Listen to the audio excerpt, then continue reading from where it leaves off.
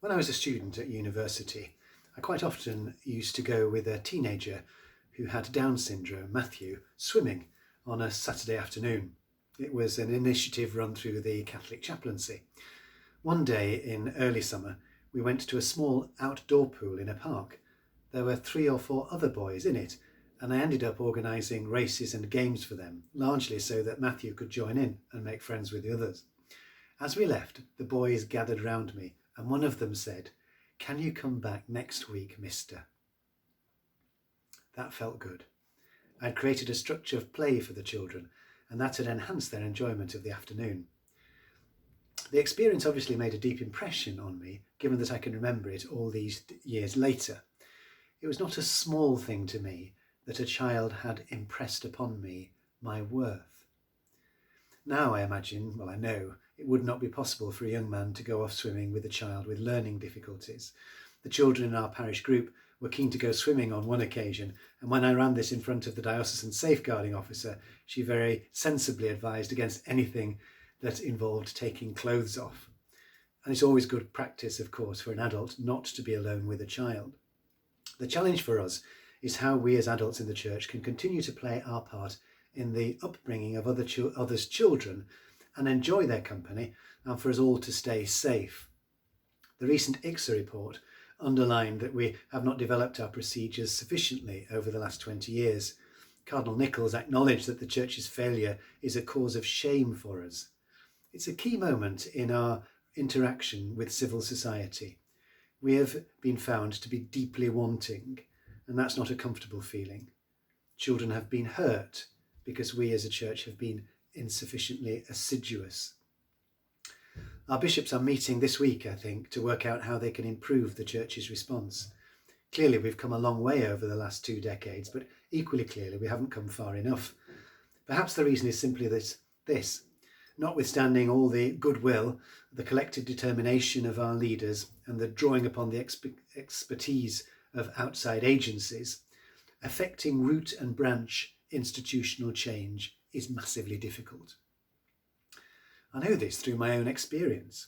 I've attended so many training days on safeguarding and read so many documents on the subject that I would have thought that my practice would be pretty much faultless by now. But twice in the last few weeks I've made mistakes. The first instance concerned my engagement with our 2 primary schools. The executive head has kindly made it possible for me, our newly appointed assistant priest, and a catechist to lead after-school confirmation preparation sessions for our Year 6 pupils. Given that there are just 3 of us, I decided that I would be present in one school one week and in the other week. But of course, this would have meant that a class would have been left with a single adult. The head of school delicately pointed out my mistake.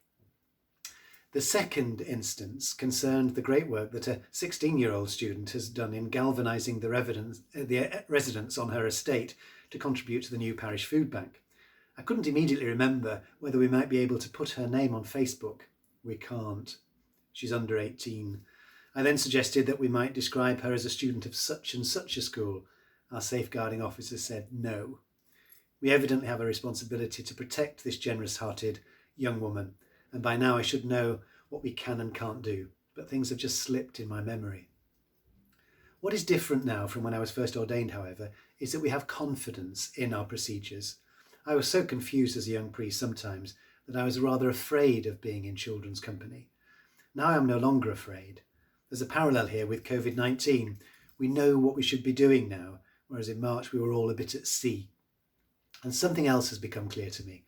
Charity not only requires that we be unstinting in our efforts to improve our safeguarding procedures, charity also propels us as priests to spend time with our children.